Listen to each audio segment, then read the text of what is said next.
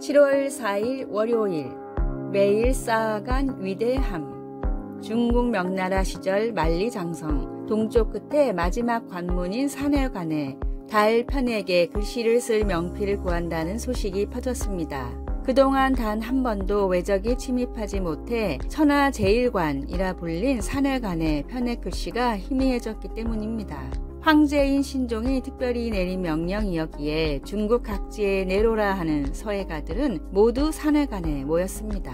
유명세가 아닌 오로지 손수 써낸 글씨만으로 평가하여 마침내 한 명의 서예가가 뽑혔는데, 놀랍게도 그 사람은 산해관 옆 객잔에서 일하는 심부름꾼이었습니다. 관료들은 도저히 믿을 수가 없어 눈앞에서 글씨를 써보라고 했고, 남자는 붓도 들지 않고 옆에 있는 걸레에 먹을 적셔 단숨에 편에게 쓰인 천하제일관과 똑같은 글자를 써냈습니다.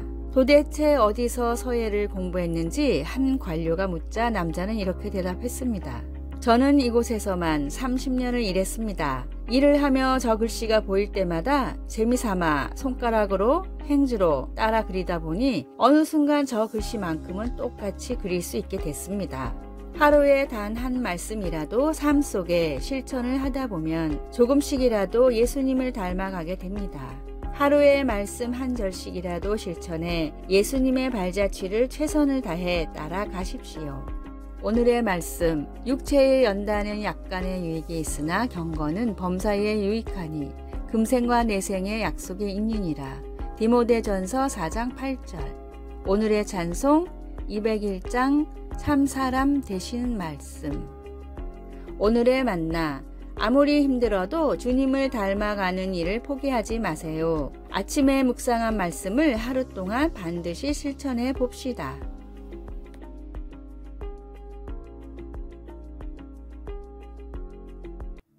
7월 5일 화요일 깨끗하게 하는 방법. 싱크대에서 두 어린아이가 손을 씻으며 생일 축하합니다 노래를 두 번씩 명랑하게 부르고 있습니다. 아이들 엄마가 병균을 씻어내려면 그만큼 씻어야 해 라고 말했기 때문입니다.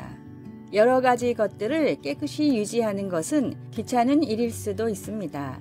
하지만 죄를 씻어 없애는 것은 집중하여 하나님께로 돌이키는 과정을 따르는 것을 의미합니다. 야고보는 로마 제국에 흩어져 있는 신자들에게 그들의 초점을 하나님께로 다시 돌리라고 권고했습니다.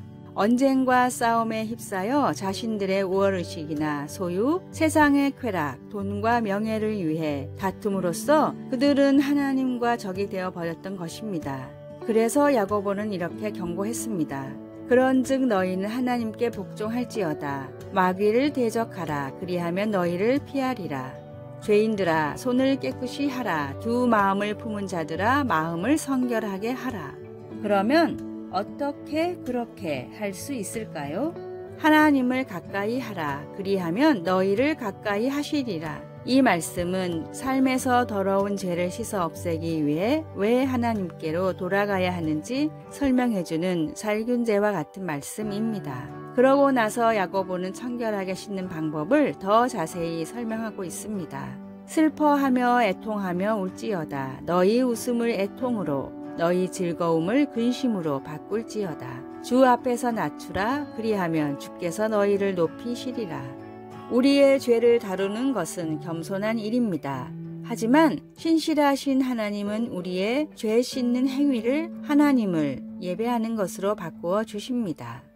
말씀, 죄인들아 손을 깨끗이 하라. 마음을 성결하게 하라. 야고보서 4장 4절에서 10절. 찬송 348장 마귀들과 싸울지라. 기도, 사랑하는 주님, 죄를 씻으시는 주님의 방법으로 저를 주님께로 돌아서게 하시니 감사합니다. 주님께 돌아설 때 제 두 손을 씻고 제 마음을 성결하게 해 주소서. 아멘.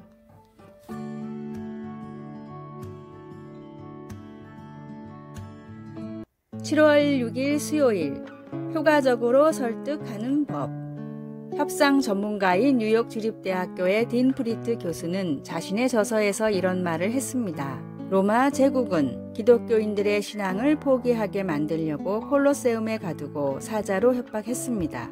그러나 대부분의 기독교인들은 최후까지 찬송을 부르며 굴하지 않았습니다. 사람을 죽이겠다고 협박을 하는 것은 결코 현명한 설득의 자세가 아닙니다. 외국의 한 단열재 시공업체가 간단한 공사로 에너지 효율을 몇 배나 높일 수 있는 기술을 개발해 집집마다 찾아다녔습니다. 획기적인 기술이었지만 찾아간 가정의 15%만이 공사를 하겠다고 했습니다. 안 되겠다 싶었던 시공업체는 전문가에게 컨설팅을 받았는데 그 다음부터는 농구공을 들고 다니면서 이렇게 설명했습니다.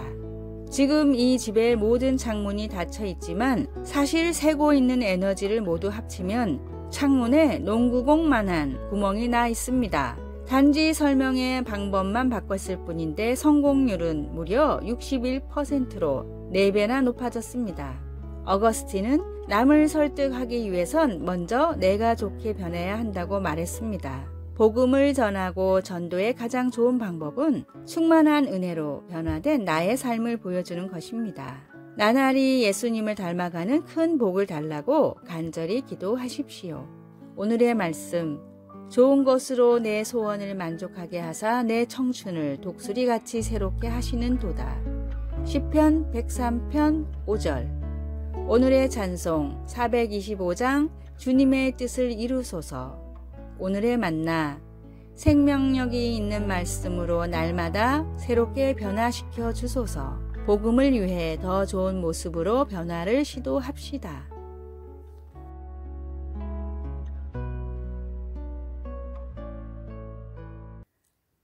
7월 7일 목요일, 엄마에게도 예의를. 엄마와 사이 좋을 필요가 없다는 말을 엄마와 관계가 나쁜 상태여도 괜찮다고 1차원적으로 이해하면 안 됩니다. 이것은 엄마를 전지전능한 신으로 여기지 마라는 의미이자 엄마에게도 예의를 지키라는 주문입니다. 얼마 전 대학 후배와 이런 대화를 주고받은 적이 있습니다. 밖에 있는데 엄마가 자꾸만 전화를 해요. 내가 집에 들어갈 시간이 지났으니까 그런 게 아닐까? 알아서 들어갈 건데 왜 연락을 해요? 엄마는 무작정 기다려도 되는 사람이 아니야. 부모에게도 예의를 지켜야 하지 않을까? 모녀가 전쟁을 일으키는 이유 중 빼놓을 수 없는 것이 연락하지 않는 딸과 기다리는 엄마입니다. 20이든 40이든 엄마 눈에 딸은 집으로 돌아올 때까지 기다려야 하는 존재입니다. 밖에서 무슨 일을 하고 다니는지, 따로 살 경우에는 밥은 잘 먹고 다니는지, 연애라도 하면 남자친구랑 사고라도 치는 것은 아닌지 별의별 걱정을 다 합니다. 그러므로 딸들에게는 엄마를 안심시켜야 할 의무가 있습니다. 문자나 전화로 안부만 들려줘도 엄마들은 안심합니다. 저는 이 작업을 엄마 안심시키기라고 부르고 있습니다. 엄마에게 직접 이야기하기가 쑥스럽다면 문자나 메신저로 다음과 같은 짧은 메시지라도 남겨야 합니다. 엄마, 요즘 저 이렇게 살고 있고 잘하고 있어요. 못 믿어온 딸에서 한시름 놓은 딸로 신분 상승이 이루어지는 것을 체감할 수 있을 것입니다. 말씀. 또 아비들아, 너희 자녀를 노엽게 하지 말고 오직 주의 교훈과 훈계로 양육하라. 에베소서 6장 4절. 찬송 559장. 사철의 봄바람 불어있고. 기도. 부모가 자식을 옳게 가르치듯이 하나님께서 우리를 올바른 길로 인도하려고 가르치셨다는 사실을 마음속에 새겨두게 하소서. 아멘.